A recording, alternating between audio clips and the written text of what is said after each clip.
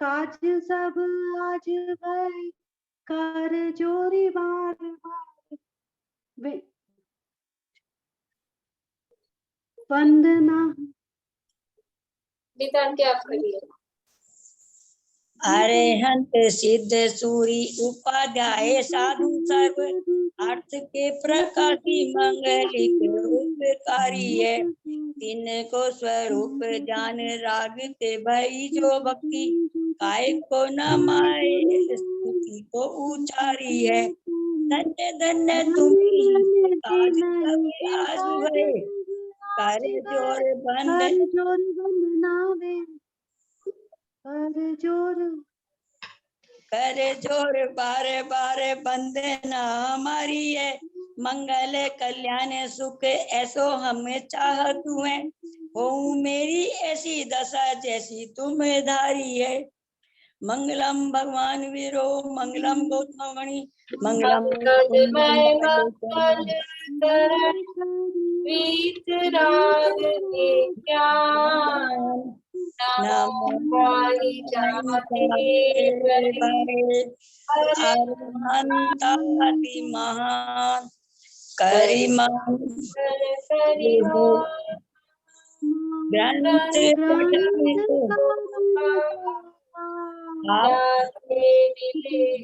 समाधि सब पदेराज मूल जान मिथ्या भाव मूल करी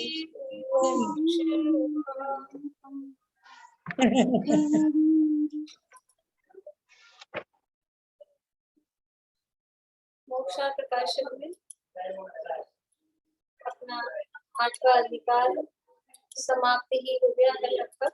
पहला अपना बचा था और यहाँ 8वें अधिकार मैंने प्रश्न दिए थे दिन में, अभी तो नहीं देखे होंगे आप लोग, दिन में डाले थे, कल करेंगे चर्चा करूंगी मैं। आज और डाल दूंगी, कोशिश करूंगी, अभी फिर कल से रिवीजन ही होगा। तो यहाँ पर प्रकरण चल रहा था अनुयोगों के संबंध में। अनुयोगों का प्रयोजन बताया, उनके व्याख्यान का विधान बताया और फिर उनमें दोष कल्पनाओं का निराकरण, किस तरह से अनुयोगों में कहाँ परस्पर विरोध भाषित होता है, उस विरोध का निराकरण यहाँ पर कर रहे हैं। और उसके साथ ही साथ फिर अंत में ये प्रकरण भी उठाया कि अपने अनुयोगों में तो ठीक है, दोष कल्पना का अपने निराकरण कर दिया, लेकिन अन्य मतों में भी कुछ इसी तरह की बातें हैं जो अपने में जो दोष दिखाई दे रहे हैं, अन्य मतों में भी इसी तरह के दोष होते हैं। फिर वहां क्यों नहीं निराकरण करा? वहां तो दोष देते हो और खुद का अच्छा बताते हो, तो ये तो पक्षपात है। तो उसके लिए कहा कि ऐसा नहीं है, अन्य मतों में तो वो जो है वो उनके प्रयोजन ही अलग, वहाँ प्रयोजन अलग है। और एक कथन किस प्रयोजन से, एक कथन किस प्रयोजन से है, तो वहाँ बराबर पूर्वापर जो मैचिंग है, पूर्वापर अविरोध नहीं होता है, विरोध भाषित होता है, रागादि का पोषण भाषित होता है। और यहाँ पर यद्यपि कहीं अधिक कषाय छुड़ाकर कम कषाय करने की बात की भी है, तो भी वहाँ प्रयोजन तो वीतरागता का ये कषाय कराना प्रयोजन नहीं है। तो यहाँ जिन मत में वीतरागता का प्रयोजन है और अन्य मत में राग का पोषण होता है, इसलिए वहां पर दोष दिखाई देते हैं। और कुछ कथन तो ऐसे हैं जो प्रमाण विरुद्ध ही है, बिल्कुल ही ऐसे हैं जो समझ में ही नहीं आते हैं। इसलिए इस तरह के जो कथन है प्रमाण विरुद्ध हैं, उसमें आप अन्य मतों में दोष लगाते हैं। ये सारी चर्चा अपन ने की थी। अंतिम पैराग्राफ है अनुयोगों का अभ्यास क्रम, 304 नंबर पेज है। अब ये प्रश्न उठता है कि आपने 4 अनुयोग बता दिए, सब सारी चीजें बता दी, अब ये और बता दो कि सबसे पहले किसका अभ्यास करें। सबसे पहले किसका अभ्यास करना चाहिए कि प्रथमानुयोग नाम है, इसलिए सबसे पहले प्रथमानुयोग, लेकिन उसके बाद द्वितीयानुयोग, तृतीयानुयोग, चतुर्थानुयोग नहीं है। प्रथमानुयोग तो है, फिर द्वितीय तृतीय चतुर्थ तो है नहीं, तो अनुयोगों में किसको पहले पढ़ें किसको बाद में पढ़ें, क्या इनका क्रम होना चाहिए? बहुत लोग ऐसा पूछते हैं। आप लोगों के भी प्रश्न पहले रहे होंगे और अभी भी हो सकता है किसी के, हम क्या पढ़ें, पहले क्या पढ़ें, हम पढ़ना चाहते हैं।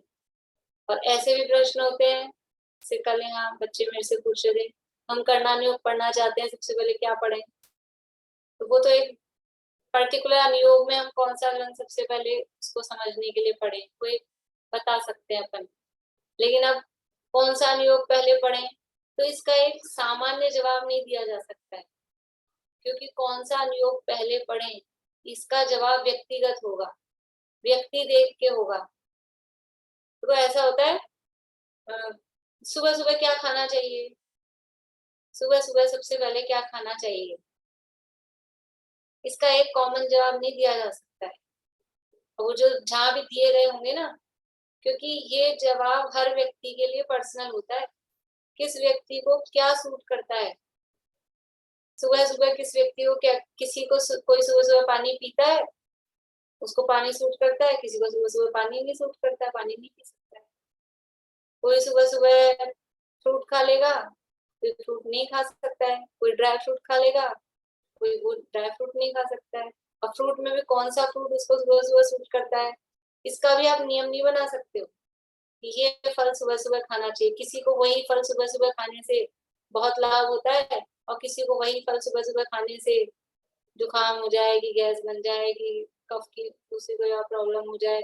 अपने अपना शरीर है, इसलिए शरीर के हिसाब से, अपनी अवस्था के हिसाब से, अब किसी उम्र में कोई चीज सुबह सुबह सूट करती थी और अब किसी उम्र में वो चीज सुबह सुबह सूट नहीं करती है।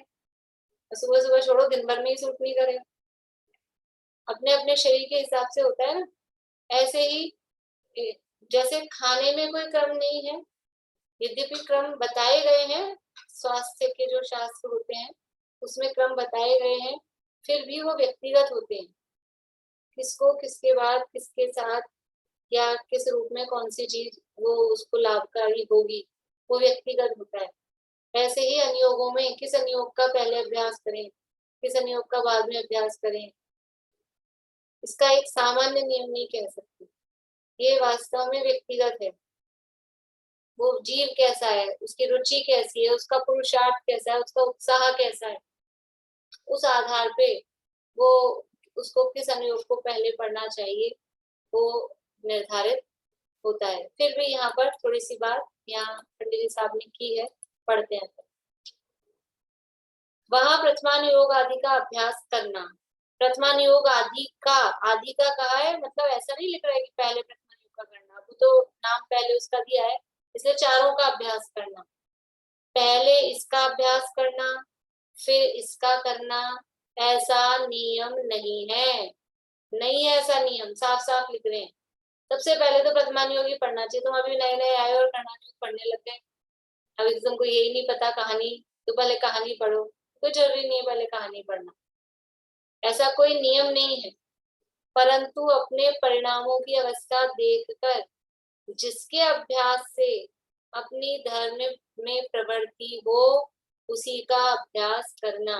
अपने परिणामों की अवस्था देखकर, अपन ने जब अनुयोगों का प्रयोजन पढ़ा था ना, काफी दिन हो गए, और याद होगा आप लोगों को कि अब जिसकी मान लो पहले लौकिक में रुचि, उसकी मैथमेटिक्स में या भूगोल में या इसमें उसकी रुचि थी, सूरज की चांद ज्योतिष में उसकी रुचि थी, तो उसका इंटरेस्ट वहां है। अब उसको आप कहानी लाके दोगे, उसकी साइंस में इंटरेस्ट था, उसको कहानी किताब लाके दोगे, उसको धर्म में रुचि नहीं लगेगी।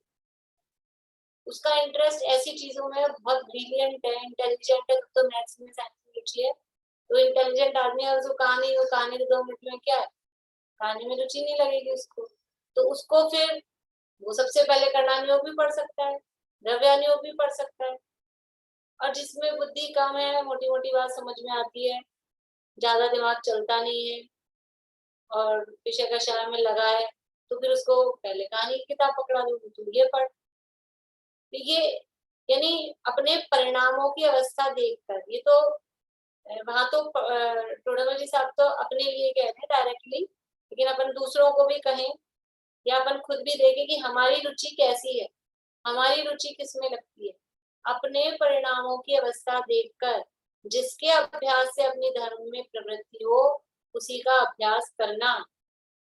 अपना मन जिसके माध्यम से धर्म में लग रहा हो, अपना मन जैसे भी करके धर्म में लगे, जिसके अभ्यास से। अपन कर्णानुयोग पढ़ने बैठे, मन ही नहीं लगता उसमें, और फिर अपन प्रथमानुयोग पढ़ते हैं तो मन लगता है। तो ठीक है, प्रथमानुयोग में मन लगा के पहले रुचि बढ़ाना, पहले रुचि बढ़ जाए, एक बार लग जाए, जैसे बोलते ना, एक बार चस्का लग जाए, एक बार चटा दो बच्चे को टॉफी चॉकलेट, एक बार उसको चस्का लग जाए, एक बार आइसक्रीम चटा दी। ये जो होते हैं ना, समझ लो जितने भी इस तरह की व्यसन वाली चीजें होती है, वो किस तरह से, व्यसन क्या, दुनिया में कोई भी नया प्रोडक्ट लॉन्च हो रहा है, कोई भी चीज, तो वो कंपनी वाला क्या करता है, फ्री सैंपल बांटता, फ्री कुछ चीजों के साथ में फ्री आती ना कुछ चीजें, वो फ्री क्यों बांट रहा है? एक साबुन के साथ में छोटा सा फेस वॉश फ्री आ रहा है, हम फेस वॉश लगाते ही नहीं, हमको आदत ही नहीं, हमको पता ही नहीं फेस वॉश क्या होता है, लेकिन उसने साबुन के साथ में आपको फ्री दे दिया। अब फ्री आगे की चीज को क्यों छोड़ेगा? कोई भी फ्री आ जाए, कोई भी चीज फ्री आ जाए तो फ्री का माल तो पहले मतलब अपन उसको आदर से ग्रहण करते हैं। तो वो फ्री आ गया, भले ही हम कभी काम नहीं लेते थे, अब उसको हम काम में लेंगे, काम में लेंगे, फिर क्या होता है, फिर हमको उसका आदत हो जाती है, चस्का लग जाता है, फिर बढ़िया लगने लगता है। अब वो दोबारा थोड़ी ना फ्री देगा, फिर आप खरीद के लाओगे। ऐसे उनकी दुकानदारी चलती है। तो कोई भी इस तरह की, समझ लो ड्रग्स बेचने वाले हैं या इस तरह की जो भी चीजें होती है ना, वो बच्चों को, लड़के लड़कियों को फ्री में बांट देते हैं, फिर उनको आदत लग जाती है। तो वहां तो वो गलत चीज की है, वो तो समझ लो विषय विषयों की है। यहाँ पर ये एक बार हम किसी भी तरह से घुस जाए धर्म में, एंट्री हो जाए हमारे जीवन में, चाहे कहानी के माध्यम से, चाहे क्रियाकांड के माध्यम से। कुछ लोग क्रियाकांड प्रधानी होते हैं, उसी में धर्म लगता है। तो वो क्रियाकांड के माध्यम से धर्म में, 4 रास्ते हैं धर्म रूपी महल में प्रवेश करने के। प्रथमानुयोग भी एक रास्ता है, चरणानुयोग भी एक रास्ता है, कर्णानुयोग भी एक रास्ता है, द्रव्यानुयोग भी एक रास्ता है। जिसको जो रास्ता सरल लगता है वो उस रास्ते से प्रवेश कर जाए, फिर अंदर तो सब चीजें हैं ही। एक बार रुचि लग जाए, रुचि लगने के बाद में सब समझ में आने लगेगा। रुचि नहीं लगे, अंदर घुसे ही नहीं, तो फिर कैसे समझ में आएगा? इसलिए ऐसा कोई नियम नहीं है। अपने परिणामों की अवस्था देखकर जिसके अभ्यास से अपनी धर्म में प्रवृत्ति हो उसका अभ्यास करना। बोलिए आशा।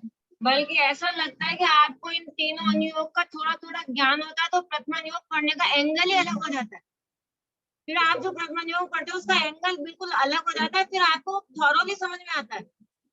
बल्कि इन तीनों का थोड़ा थोड़ा ज्ञान होता है, तत्व का, जम्बूदीप वगैरह का, व्रत महाव्रत वगैरह इनका होता है, तो फिर उसका एंगल प्रथमानुयोग का अलग ही हो जाता है। चारों अनुयोग एक दूसरे के पूरक हैं। आपको कोई भी एक अनुयोग हम पढ़ रहे हैं और उसके साथ में बाकी के 3 अनुयोगों का हमको ज्ञान है, तो उस अनुयोग में अलग ही स्वाद आएगा, उसके टेस्ट अलग ही होगा। और बिना अन्य अनुयोगों के अभ्यास के हम उस अनुयोग को पढ़ रहे हैं तो वो समझ लो बिना नमक मिर्च का, हम मतलब ऐसे भोजन होता है ना, बिना रस वाला, ऐसा लगेगा। कोई सा भी अनुयोग, हम कर्णानुयोग पढ़ रहे हैं तो अगर हमको द्रव्यानुयोग, चरणानुयोग, प्रथमानुयोग का ज्ञान है तो वो कर्णानुयोग हमको विशेष लाभदायक होगा, उसमें विशेष हमको समझ लो भाव आएंगे। हम द्रव्यानुयोग पढ़ रहे हैं और हमको कर्णानुयोग, चरणानुयोग का, प्रथमानुयोग का ज्ञान है तो उसमें विशेष रुचि जागृत होगी, विशेष उसमें गहराई भाषित होगी, सब में समझ लो। इसलिए ये तो है ही नहीं कि एक ही अनुयोग पढ़ना, ये तो कहा ही नहीं। तो पहले क्या पढ़ना, उसमें भी कह रहे हैं जिससे अपने को रुचि लगे। भोजन की थाली लग गई, थाली लग गई, मिठाई भी है, नमकीन भी है, दाल सब्जी चटनी अचार अचार सब है, सारी चीजें। पहले क्या खाना, सबसे पहले क्या खाना चाहिए, वही अभी खाने की बात की थी ना। अभी थाली पूरी लगी हुई है, सबसे पहले क्या खाना चाहिए? रोटी को सबसे पहला बाइट दाल से खाना चाहिए, सब्जी से खाना चाहिए, फिर अचार से खाना चाहिए, उससे पहला बगास किससे खाना चाहिए? जिससे किसी से भी खाओ ना, पूरा भोजन फिनिश करना है अपने को।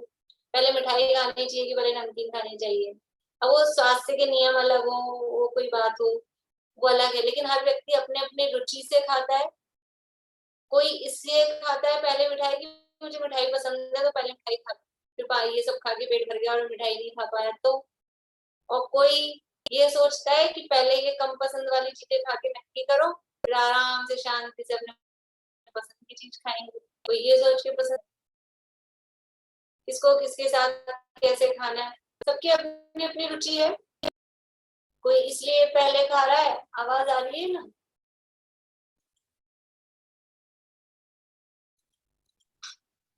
आ रही है आवाज, अभी रुक गई है। आ रही है आवाज? अब आ रही है, अभी रुकी थी बीच में, आप तो आ गए। आ रही है।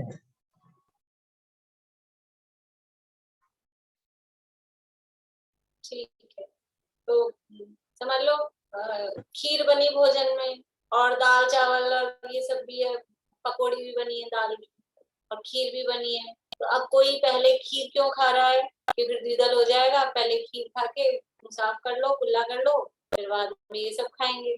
कोई पहले वो सब चीजें खाता है, फिर बाद में कुल्ला करके उन्हें विचार है अपना अपना हिसाब है क्या करें क्या नहीं करें। ऐसे ही इसमें कोई पहले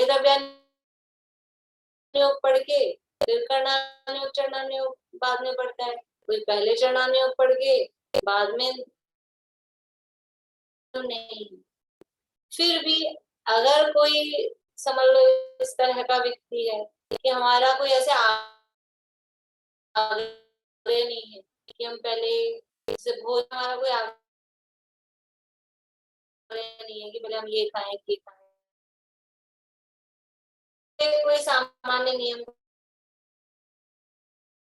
कोई डॉक्टर बता दे, ऐसे ही यहाँ पर एक सामान्य नियम के रूप में बताया गया है।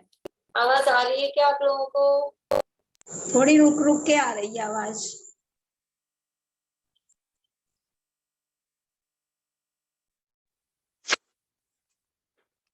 मुझे लग रहा है आप लोग सब रुक गए हो मेरी स्क्रीन पे। चलो रुक रुक के तो आ रही है, मैं बोलती रहूं? कट कट के आ रही है, मतलब बीच बीच में अक्षर गायब हो जाते हैं। कट कट के आ रही है। हाँ, समझ में आ रहा है कि नहीं आ रहा है? आ रहा है भाभी। ठीक है, आ रहा है समझ में तो। ठीक है, ठीक।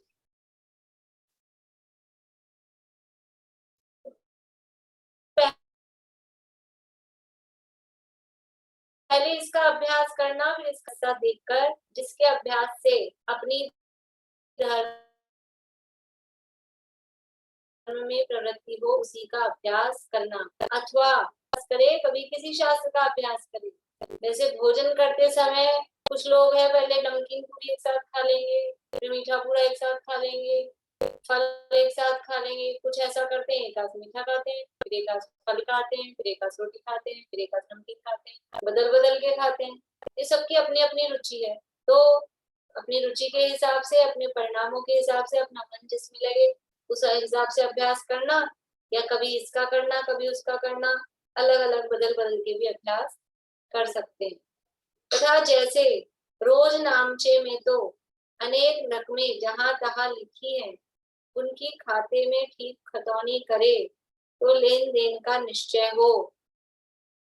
टोडामर्जी साहब ने ये खतौनी का रोज नामचे का उदाहरण आत्मानुशासन में भी दिया है खाते में, यानी वो या अकाउंट्स का काम करते होंगे शायद। तो रोज नामचे में, रोज नामचा मतलब जो लेजर वगैरह होती है जिसमें अकाउंट्स बनाए जाते हैं, तो एक डेली वाली होती है, डेली लेजर होती है, रोज नामचा, रोज मतलब डेली, नामचा मतलब जिसमें नाम डेबिट किया जाता है, यानी डेली की जो लेजर है उसको बोलते हैं रोज नामचा। रोज नामचे में तो अनेक रकमें यानी जो अमाउंट्स है वो जहां तहां लिखी, अलग अलग सारी एक साथ। जिसको अकाउंट्स का थोड़ा नॉलेज हो उसको पता हो, मुझे नहीं लगता। पारुल आपको है अकाउंट्स का नॉलेज? और तो मुझे देखता नहीं है, प्रीति तो डेंटिस्ट है हमारी, डॉक्टर है, पर नॉलेज हो सकती है, ऐसी बात नहीं है। तो इसमें लेजर में लिखते हैं अलग अलग, डेबिट क्रेडिट करते रहते हैं, जिससे लिया दिया वो सब, तो वो तो सिंपल लिखा हुआ है सीधा सीधा। फिर क्या करते हैं, फिर मतलब वो तो डेली जनरल होती है, फिर लेजर में उसकी कॉस्टिंग करते हैं, वो जनरल है। नाम दर्ज करना रोजाना के व्यापार में। रख यानी लेना देना ज्योति जी। ये हाँ, दाम क्या रकमें कहते हैं? हैं, रकमी है, रख रकमें हैं, रकम रकम अपन कहते हैं रकम संभाल लो भैया। हाँ, अनेक रकमें, तो वो रकमें मतलब अमाउंट ही है ना उनकी। हाँ अमाउंट, हाँ, अमाउंट। हाँ रक अकेला शब्द नहीं है, रकमें है, रकम शब्द है, उसको बहुवचन रकमें बनाया है। हाँ हाँ, रकम, रकम जो हाँ पुराने जमाने में कहते थे, हाँ हाँ वो उससे रकम। हाँ, और रोज नामचा का अर्थ होता है कि डेली जो लेन देन हुआ है उसे लिखा जाता है एक कॉपी में, और फिर उसको उनके अकाउंट में डेबिट क्रेडिट किया जाता है। आज तुम्हारा 5,000 आया, तुमको 5,000 दिया, इस हाँ प्रकार जमा खर्च गलत हो जाएगा तो बैलेंस शीट कैसे मिलेगी? हाँ। मैं तो कॉमर्स की स्टूडेंट रही हूँ, तो मुझे तो मालूम है, तो पूछ रही थी कि सामने वालों को किसी को समझ में आ रहा है कि नहीं, पर आप मिल गए समझने वाले। ठीक है, तो वो डेली की एक डेली जनरल होती है, उसमें तो लिख देते हैं, फिर उसको लेजर में खाता वही में उसमें खतौनी करते हैं, उसमें ट्रांसफर करते हैं, फिर उसको वापस छांटते हैं, यानी लेने की एक साइड लिखते हैं। मैं अब आपको जो समझ में आए, बाकी लोगों को वही वाले शब्द बोल रही हूँ, डेबिट क्रेडिट भी जाने समझ में आएगा कि लेने का फिर एक साइड लिख देते हैं। पहले तो एक साथ लिखते जाते हैं, जब लेना है फिर देना है, लेना है देना, मिक्स हो गया, फिर लेने का एक साइड एक उसका अकाउंट बना देते हैं, देने का एक अकाउंट बना देते हैं, फिर दोनों का डिफरेंस निकाल के अपने को क्या हिसाब हुआ, और फिर बाद में बैलेंस शीट वगैरह वो भी सब बनती है। तो ये रोज नामचा मतलब है कि वो डेली की जिसमें लिख रहे हैं जिस कॉपी में, वो रोज नामचा, उसमें अनेक रकमें मतलब अमाउंट्स जो भी लिया दिया है ना, रुपया पैसा, वो जहां तहाँ लिखी है, उनकी खाते में उसका जिसका जो अकाउंट है उसमें की खतौनी करे, तो लेन देन का निश्चय हो, किससे कितना लेना है, किससे किसको कितना देना है। और गड़बड़ करेगा तो फिर क्या होगा, गड़बड़ करेगा तो गड़बड़ ही होगी, खुद ही को नुकसान हो जाएगा। इसलिए उसकी ठीक ठीक खतौनी करे, तो लेन देन का निश्चय हो। उसी प्रकार शास्त्रों में तो अनेक प्रकार का उपदेश जहां तहां दिया है। ये अभी पिछले पेज पे भी ये बात आई, पिछले पेज मतलब 2-3 पेज पहले, ये जो है ना 298 298 पेज पे, वहां औषधि के रूप में कहा था कि अपने को जो विकार हो उस तरह की औषधि ग्रहण करे। यहाँ भी इसी तरह की बात कर रहे हैं कि शास्त्र में तो अनेक प्रकार का उपदेश दिया है, 4 अनुयोग रूप उपदेश दिया है, उसे सम्यक ज्ञान में यथार्थ प्रयोजन सहित पहचाने। हमारा प्रयोजन क्या है, हमारे को समस्या क्या है, उस आधार पे उसको सही प्रयोजन से पहचाने। चिन्हवाणी में कहीं निश्चय की मुख्यतः लिए व्याख्यान है, कहीं व्यवहार की मुख्यतः लिए व्याख्यान है। अपने को पहले ही निश्चय की बीमारी हो रही थी और अपन ने निश्चयी वाला व्याख्यान ग्रहण कर लिया, तो हमारा प्रयोजन गलत हो गया। कहीं व्यवहार की मुख्यतः लिए व्याख्यान है, हमको व्यवहार की बीमारी थी पहले से ही, और हमने उसी को ग्रहण कर लिया, तो हमारा प्रयोजन गलत हो गया। तो शास्त्रों में तो अनेक प्रकार का उपदेश, अनेक प्रकार मतलब अनेक प्रकार के न्यायों के आधार पे अनेक प्रकार का उपदेश जहां तहां दिया है, जगह जगह अलग अलग जो प्रकरण आया उस हिसाब से उपदेश दिया है। उसे सम्यक ज्ञान में, या सम्यक ज्ञान मतलब, या सम्यक ज्ञान मतलब वो सम्यक दर्शन के साथ वाला सम्यक ज्ञान नहीं समझना। या सम्यक ज्ञान मतलब सच्चा ज्ञान, यथार्थ ज्ञान, सही ज्ञान, ठीक है ना, वो सम्यक ज्ञान। उसे सम्यक ज्ञान में यथार्थ प्रयोजन सहित पहचाने, उसे अपने सही ज्ञान में, मतलब सम्यक ज्ञान का मतलब है किसी आग्रह से युक्त होकर नहीं हो, किसी कषाय सहित नहीं हो, मतलब निर्णय करने के लिए जो ज्ञान लगा हुआ है, सच्चा ज्ञान, उस ज्ञान में यथार्थ प्रयोजन सहित पहचाने। अपना वास्तविक प्रयोजन क्या है, ये जिनवाणी का अभ्यास हम क्यों कर रहे हैं, जिनवाणी के अभ्यास करने का क्या प्रयोजन है, तो ऐसे यथार्थ प्रयोजन सहित जो उपदेश दिया है, और हमारा प्रयोजन क्या है, और जिनवाणी का ये कहने का प्रयोजन क्या है। जिनवाणी में ये कथन किस प्रयोजन से किया गया है, वो यथार्थ प्रयोजन पहचाने, उसे अपने सम्यक ज्ञान में यानी अपने सही ज्ञान में ये यथार्थ प्रयोजन सहित पहचाने। जिनवाणी में ये जो बात कही गई है ये किस उद्देश्य से कही है, ये क्यों कही है, उसे यथार्थ प्रयोजन सहित पहचाने तो हित अहित का निश्चय हो। यथार्थ प्रयोजन से पहचानेंगे तो मेरा हित किस बात में है ये समझ में आएगा। जिनवाणी में व्यवहार की मुख्यता का कथन क्यों किया उसका प्रयोजन पहचाने। जिनवाणी में निश्चय की मुख्यता लिए व्याख्यान क्यों है उसका प्रयोजन पहचाने। तो ये जब प्रयोजन सहित पहचानेगा तो अब अपना हित किसमें है, मुझे इसमें से क्या ग्रहण करना, कि मुझे जो बीमारी है उसकी दवाई उससे उल्टी उससे विपरीत वो मुझे ग्रहण करना तो मेरा हित होगा। क्योंकि जिनवाणी में तो दोनों तरह के व्याख्यान है, दोनों तरह के प्रयोजन की सिद्धि की गई। तो सम्यक ज्ञान में यथार्थ प्रयोजन से पहचाने तो हित अहित का निश्चय हो। इसलिए स्यात् पद की सापेक्षता सहित सम्यक ज्ञान द्वारा जो जीव जिन वचनों में रमते हैं वे जीव शीघ्र ही शुद्धात्म स्वरूप को प्राप्त होते हैं। इसलिए स्यात् पद की सापेक्षता सहित, स्यात् पद मतलब, स्यात् मतलब बोलो पारुल, स्यात् मतलब अपेक्षाओं सहित। हाँ, अपेक्षाओं से, कथनचित, किसी अपेक्षा, ये स्यात् पद की सापेक्षता से मतलब जिनवाणी में जो कथन किया गया है, यदि शरीर को जीव कहा है तो वो भी कोई अपेक्षा है, और शरीर को जीव को शरीर रहित कहा है तो वो भी अपेक्षा वास्तविकता है, लेकिन वो निश्चय ने की सापेक्षता लिए व्याख्यान है। और जीव को शरीर सहित कहा है वो व्यवहार ने की सापेक्षता लिए व्याख्यान है। जीव 10 प्राणों से जीता है, जो 10 प्राणों से जिए वह जीव है, तो ये भी किसी प्रयोजन से किया है कथन, व्यवहार ने की मुख्यता का कथन है, लेकिन वो व्यवहार की सापेक्षता सहित है पर उसका प्रयोजन है। और जो चैतन्य प्राणों से जीता है वो जीव है, निश्चय ने की मुख्यता लिए व्याख्यान है। जैसे स्याद् पद की सापेक्षता सहित सम्यक ज्ञान द्वारा, फिर सम्यक ज्ञान, अब ये कौन सा सम्यक ज्ञान है, ये कौन सा सम्यक ज्ञान है, बोलो प्रीति, कौन सा सम्यक ज्ञान है? यही है सच्चा ज्ञान वाला। हाँ, सच्चा ज्ञान वाला, वो सम्यक ज्ञान नहीं लगाना, सम्यक दर्शन, सम्यक ज्ञान, सम्यक चरित वाला। क्यों? क्योंकि आगे कह रहे हैं वे जीव शुद्धात्म स्वरूप को प्राप्त होते हैं। जब पहले ही सम्यक ज्ञान था तो फिर बाद में शुद्धात्मा का प्राप्त होने की क्या जरूरत है? ठीक है ना। तो ये सम्यक ज्ञान का मतलब है यथार्थ ज्ञान, वास्तविक ज्ञान, सच्चा ज्ञान, सामान्य ज्ञान में जो सम्यकपना है, जो सच्चापना है वो।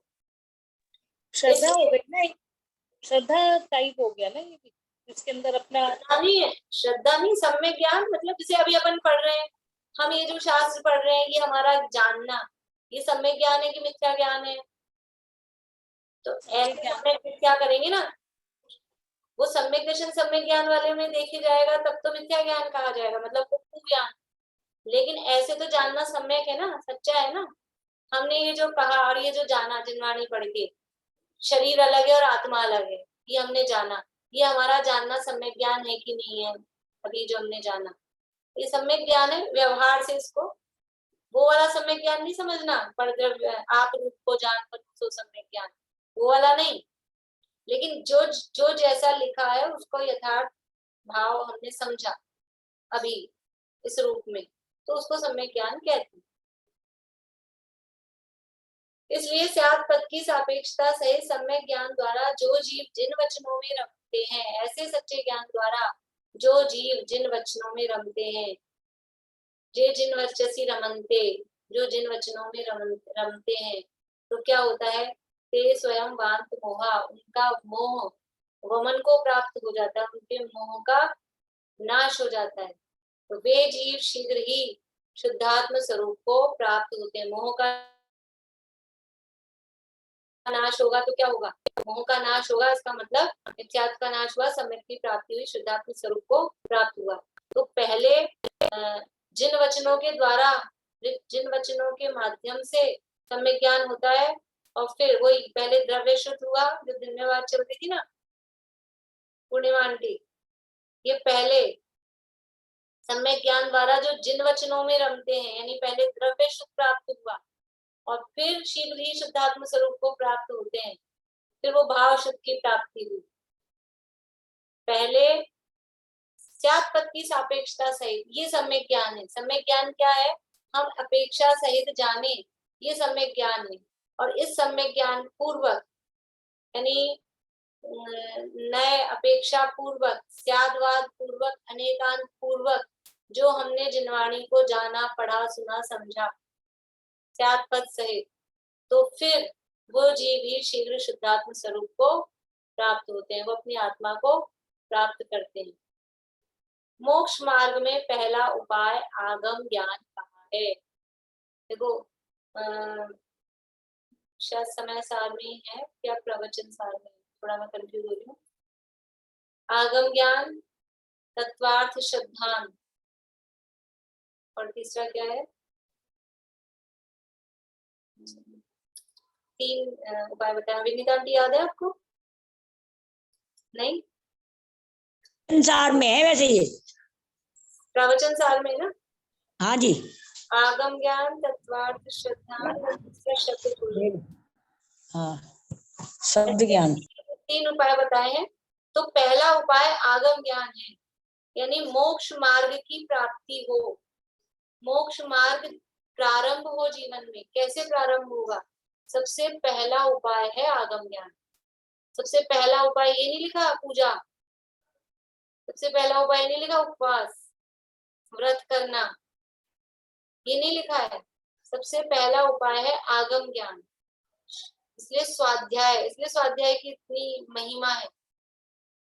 तत्वार्थ को जो जानते, प्रत्यक्ष या जिन शास्त्र से दृग मोह क्षय हो, इसलिए स्वाध्याय करना चाहिए। तत्वार्थ को जो जानते, तत्वार्थ को जानना है। सम्यक दर्शन की प्राप्ति का उपाय क्या है? तत्वार्थ श्रद्धानम सम्यक दर्शनम। वो सम्यक दर्शन क्या है? स्वरूप है, उसकी प्राप्ति का उपाय है।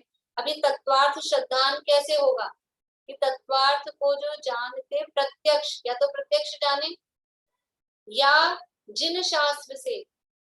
वो प्रत्यक्ष भी जानना कब होगा? कि जिन शास्त्र के, और उससे दृग्मोह क्षय होता है, दर्शन मोह का नाश, मिथ्यात्व का अभाव, सम्यक की प्राप्ति तत्वार्थों को जानने से होती है। और वो कैसे होगा? कि जिन शास्त्रों को जानने से। इसलिए स्वाध्याय करना चाहिए। अगर मोक्ष का क्षय करना है, सम्यक दर्शन की प्राप्ति करनी है, तो क्या उपाय है? सबसे पहला उपाय आगम ज्ञान कहा है, स्वाध्याय। आगम ज्ञान का मतलब स्वाध्याय। हमारे लिए वो इस रूप में, वरना आगम ज्ञान का अर्थ जो दिन में अपन ने किया था कि जो भी गुरु का उपदेश, आगम, आ मतलब मर्यादा में, और गम मतलब जानना, या गुरु के उपदेश को, गुरु के द्वारा जो उपदेश मिला। आ का अर्थ आप्त, आप्त का मतलब है, यदि भी आप्त का मतलब सच्चा देव होता है, लेकिन आप्त का अर्थ उपदेश दाता भी किया जाता है, जो उपदेश दे रहा है। यानी सच्चे जो भी गुरु हैं, देव हैं, उनके द्वारा जो गम यानी प्राप्त किया गया, प्राप्त कराया गया है, उनके द्वारा जो हमें प्राप्त हुआ है, उसका नाम है आगम। तो सच्चे देव गुरु के द्वारा जो प्राप्त हुआ वो आगम, वो आगम ज्ञान, वो सबसे पहले होता है। गुरु का उपदेश, सम्यक दर्शन की प्राप्ति के लिए देशना लब्धि, वो अनिवार्य है। देशना लब्धि नहीं होगी तो मोक्ष मार्ग का प्रारंभ नहीं हो सकता। इसलिए मोक्ष मार्ग में पहला उपाय आगम ज्ञान। अब वो आगम ज्ञान सामने से गुरु उपदेश दे, उस रूप में भी हो सकता है। हम स्वाध्याय करके, जिनवाणी ही गुरु है, गुरुओं के द्वारा लिखी गई है, उसके माध्यम से भी हो सकता है। इसलिए आगम ज्ञान कहा है। आगम ज्ञान बिना धर्म का साधन नहीं हो सकता। आगम ज्ञान के बिना धर्म का साधन, धर्म की प्राप्ति, धर्म की उत्पत्ति वो नहीं हो सकती है। अभी वर्तमान काल के हिसाब से बात करें तो ये जिनवाणी ही परम शरण है इस दुखद पंचम काल में। नहीं, और शांति पाठ में क्या आता है? तो दुखद पंचम काल में जिनवाणी का संयोग मिला, वो वाली आती है ना इसमें। तो ये यानी जिनवाणी ही बस शरण है, ऐसी वो लाइन उसमें आती है कि जिनवाणी का ही बस एक शरण रूप है, क्योंकि देह अभी वर्तमान में उपलब्ध है नहीं, और गुरु भी सच्चे, वो समझ लो दुर्लभ जैसे हैं, यथार्थ स्वरूप वाले, वो भी नहीं मिलते हैं। और फिर मिलते भी हैं तो वो हर समय अपने को, चाहे जब हम चले जाएं उनके पास में, ऐसी भी परिस्थितियां नहीं होती हैं, पर जिनवाणी हर समय हमको उपलब्ध है। और अब तो ऐसे जेब में उपलब्ध है बिल्कुल। पहले तो छोटी छोटी पॉकेट बुक्स बनती थी जेब में रखने के लिए, तो ये एक ही है, जेब में रहे और सारी जिनवाणी उसमें हो, सब तरह से सुनने की, पढ़ने की, लिखने की सारी फैसिलिटी इसमें है। तो ये यही एक शरण है। तो चत्तारी शरणम में, चत्ताई शरणम में किसको शरण कहा? अनंत भगवान शरण है, सिद्ध भगवान शरण है, और मुनिराज शरण है, और क्या जिनवाणी शरण है वहां नहीं दिया? हाँ, जिनवाणी शरण नहीं दिया और केवली भगवान द्वारा बताया गया वितराग धर्म शरण है। लेकिन ये सब उस जिनवाणी में गर्भित है कि नहीं? या इन सब के द्वारा, मतलब जिनवाणी इन सब में गर्भित है कि नहीं? देव की वाणी जिनवाणी है, सिद्धों की तो चलो वाणी नहीं होती है। गुरु की वाणी वो जिनवाणी है, और वो धर्म का स्वरूप जिसमें बताया गया वितराग केवली पन्नत्तो धम्मो, तो जो केवली पन्नत्तो है ना, वो क्या है? वो जिनवाणी ही तो है। केवली भगवान द्वारा बताया गया, वो उनके द्वारा बताया गया, वो उनकी वाणी तो होगी। वो जो धर्म है वो जिनवाणी है, इसलिए जिनवाणी तो सब में है, जिनवाणी तो मस्ट है, वो पहले है। इसलिए यदि वर्तमान में मोक्ष मार्ग की प्राप्ति हम करना चाहते हैं तो पहला उपाय आगम ज्ञान है। आगम ज्ञान के बिना धर्म का साधन नहीं हो सकता। इसलिए हमें भी यथार्थ बुद्धि द्वारा आगम का अभ्यास करना। कैसे करना आगम का अभ्यास? यथार्थ बुद्धि द्वारा, अपनी बुद्धि को सही रख के, किसी कषाय के वश होकर, या कोई पाप का प्रयोजन मन में रख के, कोई छल कपट रख के फिर आगम का अभ्यास करेंगे तो नहीं है, वो फिर धर्म की प्राप्ति नहीं होने वाली है। यथार्थ बुद्धि द्वारा आगम का अभ्यास करना, अपने सारे जितने भी पूर्वाग्रह हैं, जो कोई भी आग्रह हैं, उन आग्रहों को छोड़कर फिर आगम का अभ्यास करना कि ये किसने लिखी है, किसने छापी है, कहाँ पढ़ रहे हैं, कौन पढ़ रहे हैं, कि इसमें किसकी फोटो छपी है, ये आग्रह रखेंगे तो वो आगम का अभ्यास नहीं हो सकता है। ये आग्रह छोड़ के, ये जो ये आग्रह होते हैं ना लोगों को, अगर वो नहीं, नाम नहीं पता लगे कहाँ से छपी है और वो कोई फोटो नहीं दिखे, तो मतलब जो भी आदमी थोड़ा विवेकशील होता है ना, उसको सही समझ में आता है ये सही है, ये बात सही है।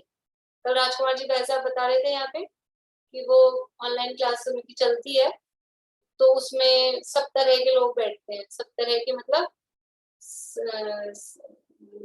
इधर अपने वाले भी, उधर वाले भी, महाराज साइड वाले भी, सब तरह के, दिगंबर भी, श्वेतांबर भी, तेरापंथी भी, 20पंथी भी, मुनिपंथी भी, मुमुक्षु भी, सब तरह के उसमें बैठते हैं। तो एक कोई बता रहे थे, वो कोई सुधा सागर जी के गांव पे कोई व्यक्ति बैठते हैं, सभी प्रकार के जैन धर्म में, मित्र पक्ष वाले, सब पक्ष वाले, सब प्रकार के जैन। हाँ, तो कोई वो उनके रिलेटिव है, कोई व्यक्ति या उनके गांव का है, तो वहां से उन्होंने पढ़ाई वढ़ाई की और अभी उनकी क्लास ज्वाइन कर रखी है। तो वो बोलते हैं कि हमने पहले भी ये पढ़ा, वो व्यक्ति जो पढ़े थे वहां के उसमें, बोले हमने पहले भी ये सब पढ़े, लेकिन ये अभी जो भाव अब समझ में आ रहा है ना, तो वो कब समझ में आ रहा है? आग्रह छोड़ के पढ़ा ना व्यक्ति, आग्रह छोड़ के पढ़ता है तो समझ में आता है, सही समझ में आता है यथार्थ बुद्धि द्वारा। और वो गलत क्यों दिख रहा है? क्योंकि हमने पहले ही चश्मा ये लगा रखा है कि ये जो कहेंगे सही नहीं कह रहे। पहले से हमें चश्मा लगा के बैठेंगे तो माइंड ही हमने वो सेट कर रखा है, नहीं ये गलत ही कह रहे हैं, तो फिर वो जो कहेगा वो गलत ही समझ में आएगा। हम अपने इस चश्मे को उतारें और फिर देखें कि वास्तव में जो बात है वो सही है कि नहीं है, तो सही समझ में आती है कि बात तो यही है, वस्तु स्वरूप यही है, ऐसा ही है। इसलिए यथार्थ बुद्धि द्वारा आगम का अभ्यास करना तुम्हारा कल्याण होगा। ये हमें आशीर्वाद दे रहे हैं पंडित जी साहब, तुम्हारा कल्याण होगा।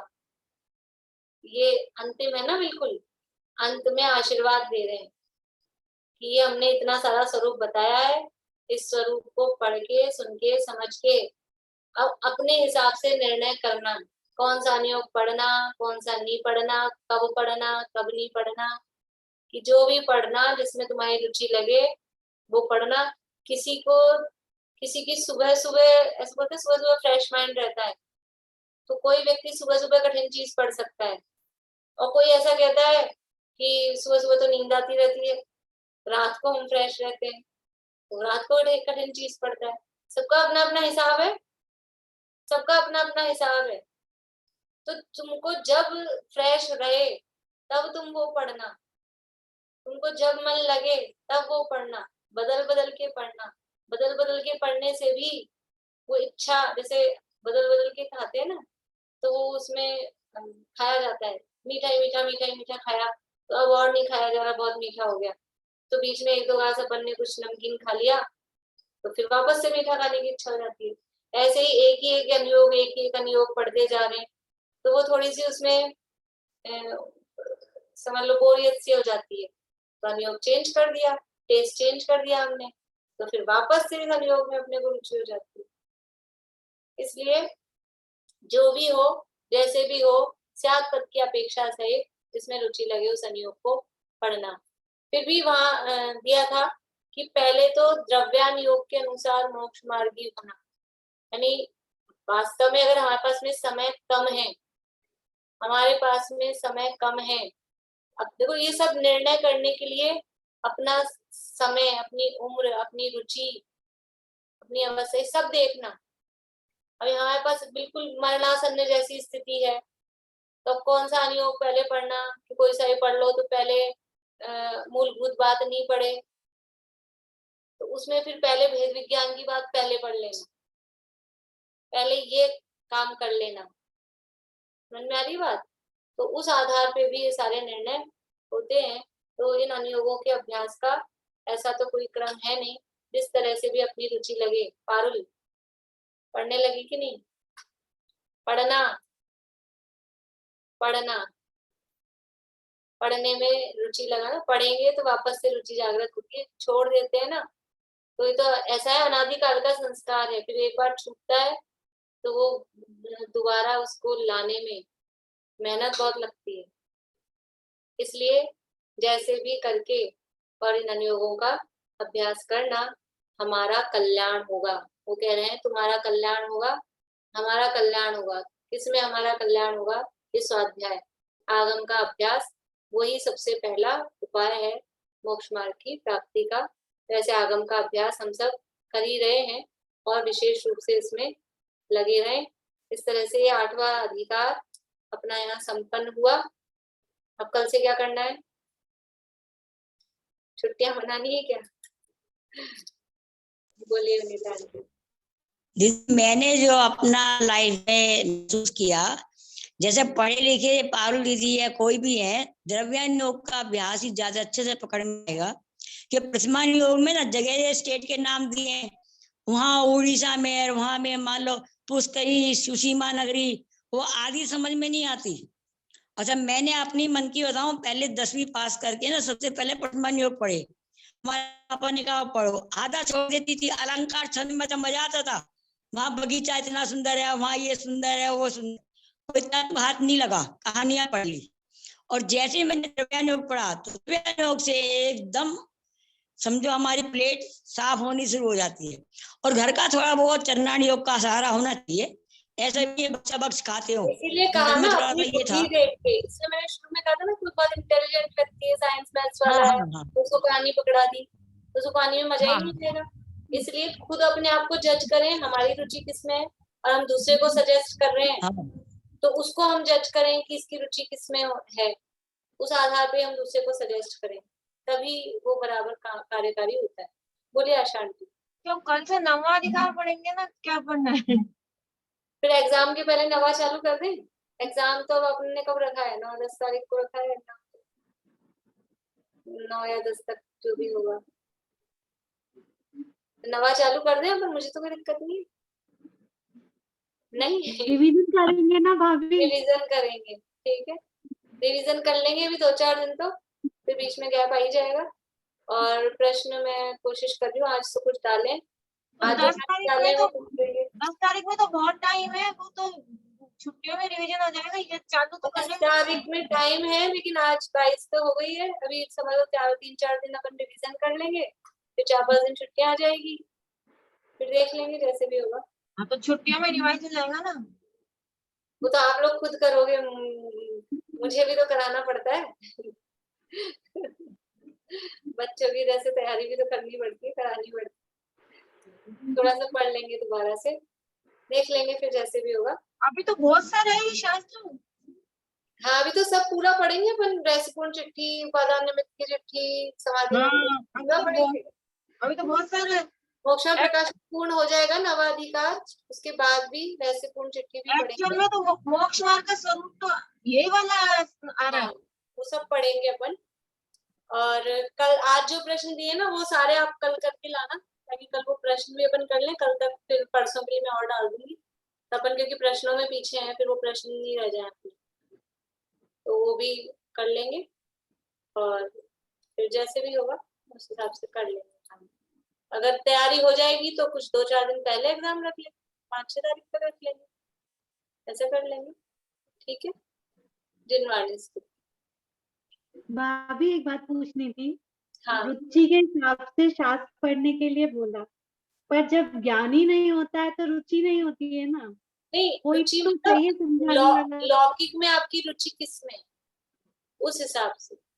फिर लौकिक में आपका इंटरेस्ट किस में है, तो मैथ्स में है, साइंस में है, ज्योतिष में है, वो भी तो तो एक जैसे द्रव्य नियोग उठा लिया, आप 7 तत्व समझ गए, पर उसमें धर्म क्या है, अधर्म के द्रव्य क्या है, इनका स्वरूप इजली मतलब एक्सेप्ट नहीं कर पाते हैं हम लोग कि ये वास्तव में ये चीजें होती हैं।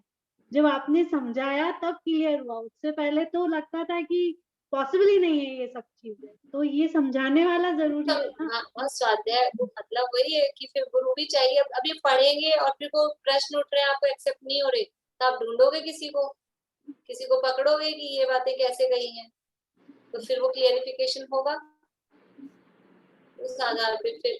फिर ये द्रव्यानुयोग पढ़ के फिर जब आप कर्णानुयोग पढ़ोगे तो आपको केवल ज्ञान की महिमा आएगी, केवली भगवान की महिमा आएगी, विश्वास बनेगा, उसके आधार पे भी ये बातें स्वीकृत होंगी, वो भी उसमें फिर काम करेगा। बोलिए विनीता आंटी, अनम्यूट करिए, अनम्यूट नहीं हुआ आपका। हाँ यार, मुझे सोनगढ़ वाले ग्रंथ की दो ही ज्यादा याद है, इसलिए मैं कह रही थी वो ऐसा तो नहीं है आगम का सेवन युक्ति अवलंबन गुरुओं का उपदेश पाए, ये वाली गाथा तो नहीं है? नहीं, नहीं, ये नहीं है। वो नहीं थी। आगम ज्ञान तत्वार्थ श्रद्धान, मुझे तो अपने वाले में युक्ति का अवलंबन याद है। आगम ज्ञान तत्वार्थ श्रद्धान। चलो कोई नहीं, वो तो कोई बात नहीं है। मैं कह रही थी शायद युक्ति का अवलंबन तो नहीं है। और अभी देखना क्लास बंद होती है, मुझे याद आ जाएगा, मतलब मुझे याद है लेकिन अभी इसलिए पूरा है ऐसा कुछ। कोई नहीं, कल पूछ लेंगे आपसे, कल पूछ लेंगे, वो तो कोई बात नहीं, ठीक है। वो पढ़ो, स्तुति पढ़ो अब। चलो कॉल कर दो, बोलिए सुनीता आंटी, बोलिए स्तुति।